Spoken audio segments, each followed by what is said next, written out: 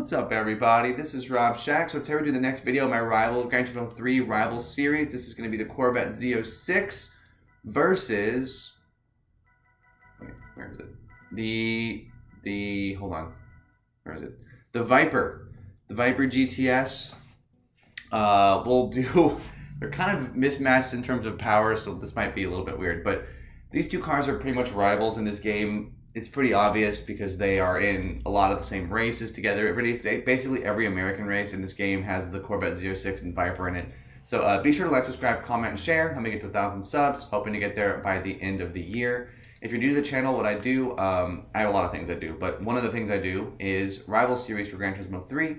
And I'll just give a little rundown of what I'm doing here. So the way this works is I feel like with Gran Turismo 3, they didn't have a lot of cars. They focused on how beautiful they look, and they still look really good even to this day. But they didn't have enough time to make 1 million cars in the game. They saved that for Gran Turismo 4. But what they did was they basically put cars in the map, in the game, that would basically rival each other. So like, you have a lot of races in this game where they have a lot of cars that are very similar in power, maybe similar in handling, maybe similar in performance in some way, shape, or form. And that's the whole point of this channel. If you've been looking through the playlist that I have attached, you'd see that I have realized there's a lot of trends of this, where a lot of cars in the game kind of have a buddy system, if you will, maybe a couple. But then there's more than one like Supra race car, JGTC, more than one NSX race car, JGTC, Skylines, you can hit the 787B and the Toyota GT1, R390, stuff like that. They just seem like they put a lot of cars together in this game. And that way it allows for the gameplay to be replayable without there having to be 1 million cars in the game. Eventually, they obviously fixed this problem in GT4 by adding like 1 million zillion cars in that game. But for 3, they were like, we got to make do with what we got. And I kind of agree with the decision, honestly. It's a good call in my mind, because I'm going like, it would be really boring if you had like 190 cars or whatever it is in this game, and then they all are just like random and don't really flow at all. That would really be lame. So I'm glad that they did what they did. I agree with it. I mean, the timing of Gran Turismo 3 coming out was perfect. So like, if people say like, oh, it should have waited a year, I'm like, no, because then that would just cut into the specialness of GT3 and the epicness that is Gran Turismo 4. So that's what I'm doing in these series. I also do a lot of other things on the channel. You can look through all the playlists. I have a whole bunch of things that I do in this channel. So I don't know if I need to go into all that detail. But yeah, so with this video today, we're going to be comparing the Corvette Z06 and the Viper GTS, which are both kind of the like newer, well, Viper's a little bit older, but the more modern, powerful cars that are in the American lineup. You know, you have like your Z28 and your Grand Sport racing each other. You have your Camaro SS and your Mustang SVT Cobra R kind of rivaling each other. And then you have the Corvette Z06 and the Viper GTS seem to kind of go together as well. So we'll be talking first about the Z06, obviously I'm driving it, and then we'll switch over to the Viper, do a AI race between the two to show how the cars handle it, and then we'll end the video today by doing a max speed test. So the Corvette Z06 is probably the newest car out of all the cars that are American in this game that are road cars. Pretty sure that's actually true. I think there's a newer American car than the Z06 in this game, because this came out in 2000. As I just didn't look at my mini map. I thought that was the last turn, but there's one more. So the Z06, I mean, all American cars in this game kind of have that same slidey, they don't really have the handling, they're more powerful cars, so you can kind of tell, even with the traction on, this thing is sliding all over the place, and the Viper is going to be even worse. You'll notice that the Viper is probably the definition of like a modern day muscle car in this game. It's just got so much power, and it's barely on the track. It's ferocious. I mean, it's called a Viper, but it's also got the like ferocity on the track, and in sound and in handling, it's very difficult to control.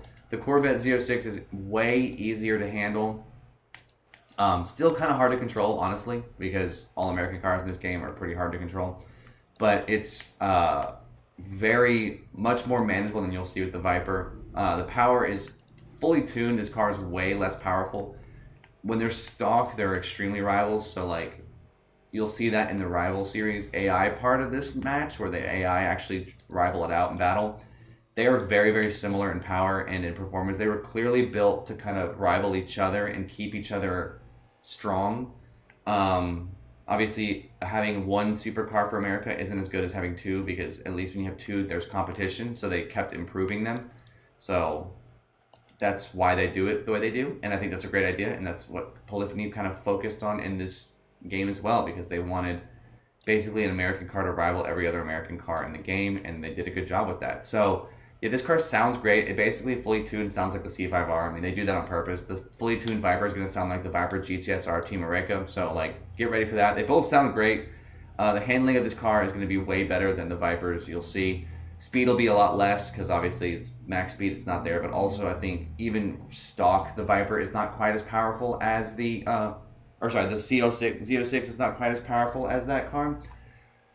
As the Viper seems to be kind of in a league of power all its own, and you can obviously tell that because even stock, that thing can freaking fly. But yeah, the Z06 brakes are not very good, but I don't think it's gonna be good. They're gonna be good either for the Viper. But yeah, you can tell that this car understeers quite a lot as you take a turn. If you try to accelerate through it, you're gonna start to see it slide, and it's worse. It's gonna be worse with the Viper. The Viper is gonna be worse in handling. I can almost guarantee you it, because I've used the Viper a lot more than the Z06, and it's just true.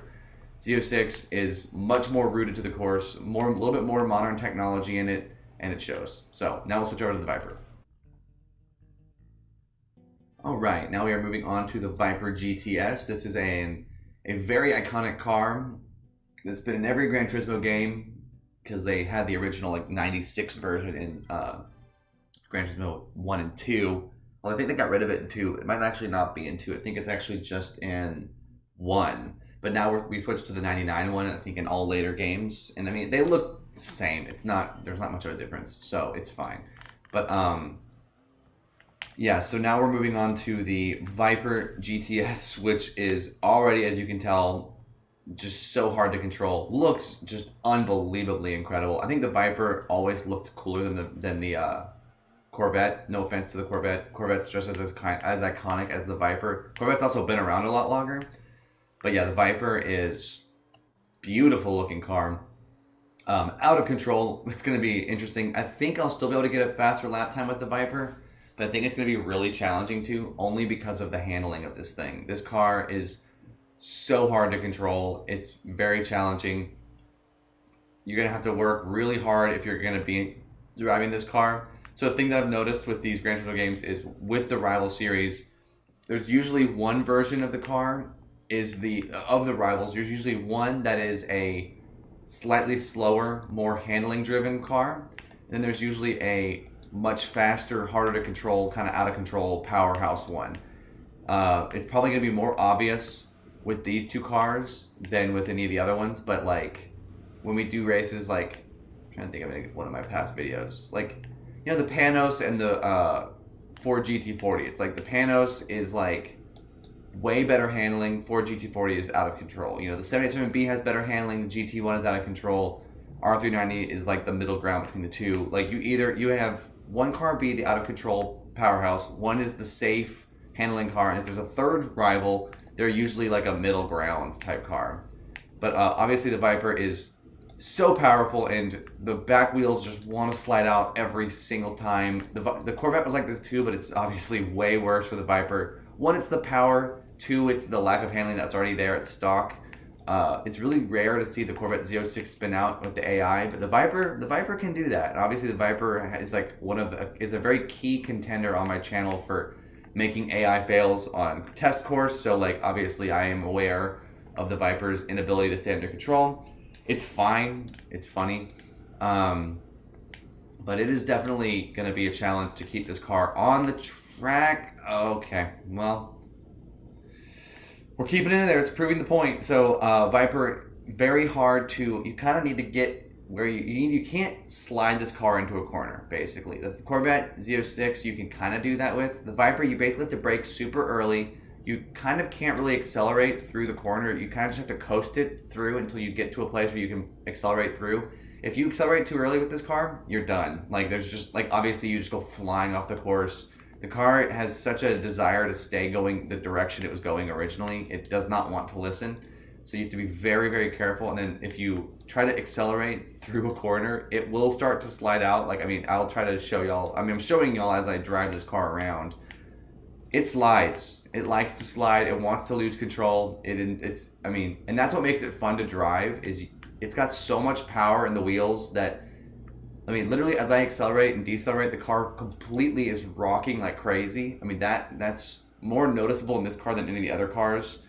At least with the Z06, it's way less noticeable. With the Viper, it like does not want to stay under control, and it wants to be sliding and accelerating and going crazy.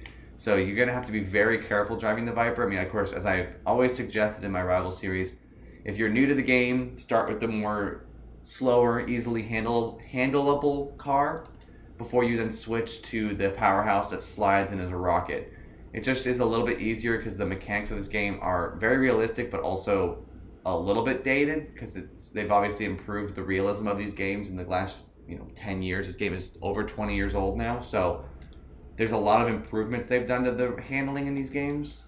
But yeah, it's pretty funny to watch as the Viper it's like he doesn't really want to turn, like, ever. So, I mean, there's a good chance I actually won't beat the Z06's time on this one.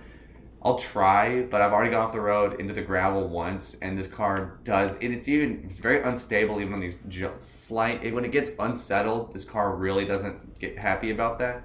So, again, it makes sense. It's a rocket. So, it's just funny how this is the most extreme version of you have a fast car with no handling and then a slow car with more handling. It's very obvious with the Viper and the Z06, and I recommend driving the Z06 first and then having the Viper as the backup. It's very fun to drive the Viper, but you have to get used to it. So, like, don't race the Viper in a race that you're going to struggle in already. It's going to be much more frustrating than it is satisfying. But the Viper is a very good car, extremely fast. You're going to see that it absolutely destroys the Corvette on straights. It's going to be annihilating. So you'll see it. When they're stock, they're pretty similar, but I think the Viper would still even have the edge. We'll see that unless the Viper messes up on the AI race, but we'll see. So, yeah, this car was a challenge to drive, but very fun. It rewards you if you've played it with it a lot, like, it's definitely super enjoyable to play with this car if you've gotten used to it. It's very satisfying, but both cars have pretty bad brakes. Obviously, I just braked for like a good 4 seconds there just to make this corner. But yeah, this car really wants to slide out and wants to lose control. And the fact that if you can keep it on the road, you'll be good to go. But you have to be very careful and try not to accelerate through corners with this bad boy. It'll punish you for trying to do that. So now we'll move on to the AI race. All right, so today we have the final part of this video. This is going to be the Corvette Z06 versus the Viper GTS. It's a good battle, and there's of course the C5Rs in this race to just really throw a wrench and everything. So you'll see me obliterate the C5R. So this is kind of a little bit of a mini AI fail series. I'm flying out of the way, just obliterate that poor fool. He goes flying. Shelby Cobra goes off the road and spins kind of late, honestly, kind of late. Usually he spins right away, but he actually got pretty far into the corner and then ate it. So was just trying to ruin the Corvette's race. He actually spins out on his own one time, which is kind of weird. I'll show that. But for now, we have the Viper rolling up in front, which is kind of what I expected up until the corkscrew. Corvette Z06 rolling in right behind him. C5R is just messing everything up by shoving the Z06 into the back of the Viper, which actually probably worsened it for that dude. Then he goes flying past both of them, as you expect. But they've got me as an ally, so I'm going to come in and obliterate the Corvette again. Just boop him right here, hit him into the corner. He just sits there, tries to move into the Viper, which probably actually stopped the Viper from spinning there, because I think he was coming in a little hot. So this Corvette is basically the wild card of the round. So we still have a very good battle between the Viper and the Z06. They're still right next to each other. Viper is holding his own. Z06 is right on his tail. I think the Z06 probably would be ahead of him by now, handling wise, but I think the C5R actually helped the Viper there, which was pretty funny. So I'm still their ally, so I'm still gonna mess with the C5R a little bit, but Z06 is keeping in the draft. That's how he's staying with him right now. I push the C5R. He's going flying, sliding, and fully spins around on the first corner. Corvette's going to come in a sec, or Cobra's going to come in and just do the same thing unassisted, except for he actually didn't spin that time, so that's kind of nice. So we still have a very close battle here between the Viper and the Z06. Now they have a little bit of moments to breathe here in the front of the pack. C5R is coming up really fast though. Mustang is just kind of the middle car chilling around in the back. Z06 keeps trying to make that pass because the Viper's handling isn't quite as good. So the Z06 catches up on the straights, or on the curves. Viper takes off on the straights, so that's kind of why we keep seeing this little ebb and flow between the two. Then the C5R comes in there and just kind of goes, hey, I'm here and I'm way faster than both of you. I don't know why I'm here. Viper's going to come in too hot because he has bad handling. Brake on the corkscrew, get jabbed in the back there by the Z06, slide it out, but standard control. Z06 almost goes flying off the road because the C5R is, again, just a wild card messing with everything. Viper now got passed briefly by the Mustang, but then he's just going to kind of push his way through. So now we have a switch in the lead here, and the C5R just spins on his own, just brakes, hits the wall, actually uses the reverse, which is rare of the AI, then bumps into this wall, going really slow, and then he recovers it. So he's pretty far behind now. Viper is actually lost some time to the Z06 because of the fact that his handling is bad. Look at him almost just go off into the gravel on his own there. So proof that the Viper's handling isn't as good, but his speed is better. So he's just kind of doing this weird ebb and flow with the Z06.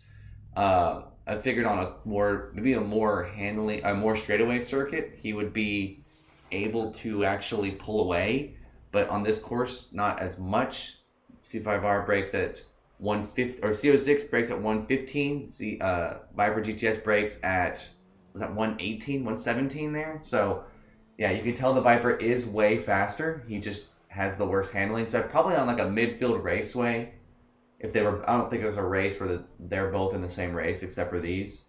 So you're not going to see that anywhere else. But Corvette handles that a little bit better than the Viper. Viper kind of starts to hit the gravel a little bit, starts sliding a little bit. Nothing too scary, but it's noticeable that adds up.